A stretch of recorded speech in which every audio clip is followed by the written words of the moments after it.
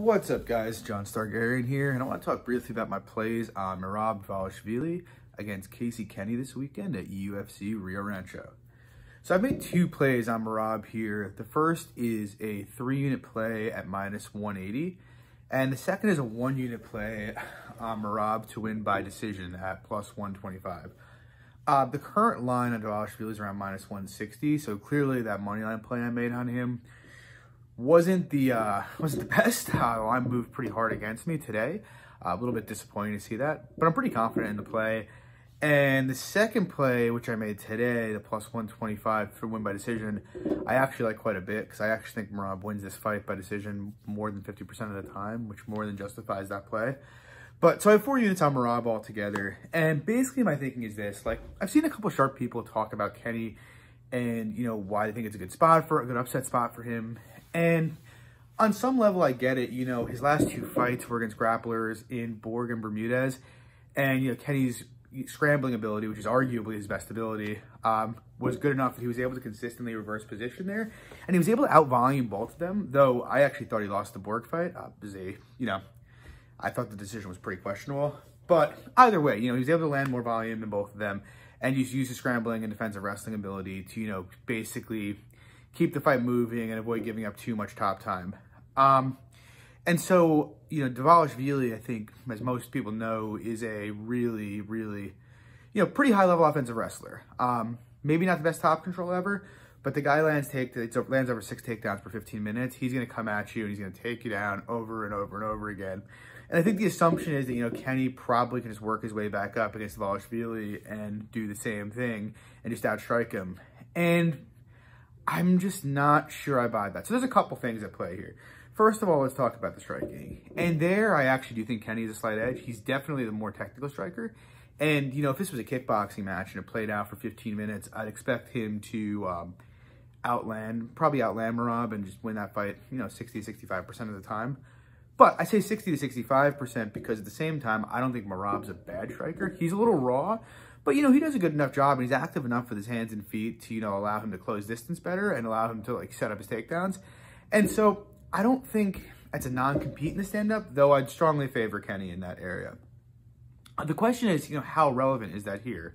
So they actually have, Merab's only absorbed about 2.2 significant strikes a minute compared to 2.9 for Kenney. So both are strong rates. The difference is, the reason Merab's only absorbed 2.2 and he's landed about 3.5 per minute, significant strikes per minute, is because he does a tremendous job of keeping the fight out of space. So while he is a decent striker, he excels at closing distance and wrapping you up. Once he has you locked up, he's going to take you down. And even if you work back up against him, he's just going to mat return you back there. And he's also just not going to break very often when you're trying to escape his clutches. He'll hold a body lock, he'll just hold on to you against the fence. And so it becomes very hard to find space to land on him. And so that's the first thing. Merab doesn't take very many strikes. So the question is, can Kenney separate himself from Merab enough here to land enough strikes to win rounds? And it's not impossible, but I don't think it's likely. And I don't think it's likely at all because, first of all, Merab's very powerful. I think he's almost certainly more powerful than Kenney is. And we just haven't seen, we've seen Kenney struggle to keep distance before. So Ray Borg took him down, I believe, 7 times in that fight.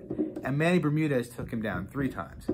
And of those 10 takedowns, while he was able to either reverse position or work his way back up from each, he was never able to keep either of those fights in space very long.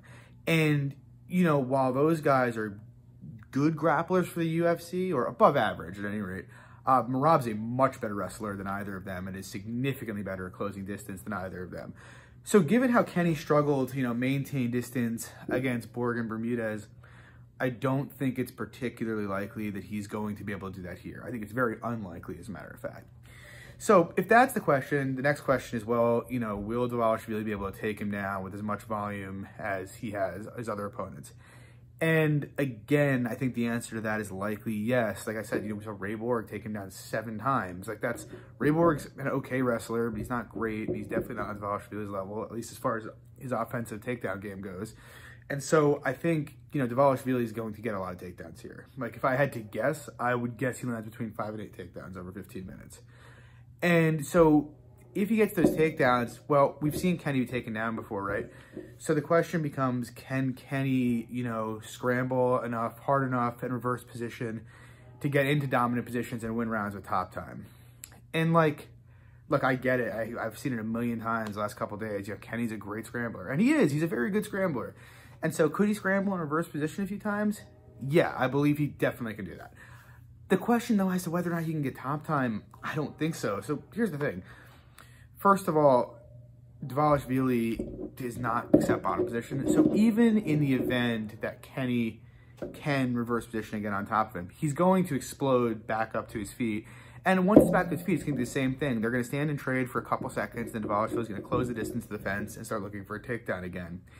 The other thing is, while I do think it's possible Kenney can, reverse position a few times and scramble his way out of some bad spots, I don't think it's as likely as people make it out to be. Like, we hear people talk about how Merab doesn't have, great top control. And I think that's more narrative than anything else. So I think people say that because you look at his first 2 fights in the UFC, he fought Frankie Saenz, who I believe was an All-American wrestler, Division 1, and he wasn't able to pass his guard at all, and Saenz kept popping up. But he still landed 11 takedowns against him. But he wasn't really able to control from top position, and he lost a split decision, frankly, a pretty bad decision. In his next fight, he fought Ricky Simon, whom he took down 7 times, I believe, and again, struggled to hold him down. But Simon, Simon's a very good technical wrestler, both defensively and offensively. One of the best at 135, I'd say. And so you look at those two guys, you're talking about 2 pretty high-level wrestlers, and so it's like, should we have expected him to hold either one of them down? And say, I don't really think so. So then you look at some of his other fights, and he fought Tony Gravely on the regional scene, and we saw Gravely fight Brett Johns a couple weeks ago. But Gravely, I believe, was also a D1 All-American, and he basically smothered Gravely. He took him down 8 or 9 times, and basically held him there for long stretches, and whenever Gravely was able to get back up, he just put him right back down. And I would rate Gravely as probably a slightly better wrestler than Kenney. Probably not as good a scrambler, but probably a slightly better wrestler altogether. And then we also saw him against Brad Katona, and that, to me, was the most interesting. And it kind of, I think, backs up my point that his top game not being good is kind of more narrative than truth. So you look at that fight, Brad Katona actually is also a tremendous scrambler, probably on Kenney's level.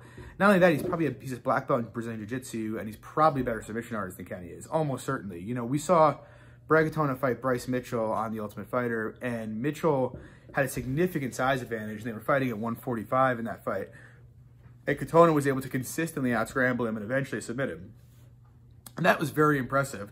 Now, I did back Dvalishvili against Katona, but it was a fight I was worried about because, Katona has shown the ability to reverse position extraordinarily well, and also, similar to Kenney, probably was a better technical stand-up technician. And so we saw that fight, and Dvalishvili was able to take him down and hold him there over and over again. He only had 5 takedowns that fight, but he probably had close to 10 minutes of top time. And so it's like Brad Katona, who is a strong defensive grappler, was unable to pop back to his feet with ease or reverse position with ease.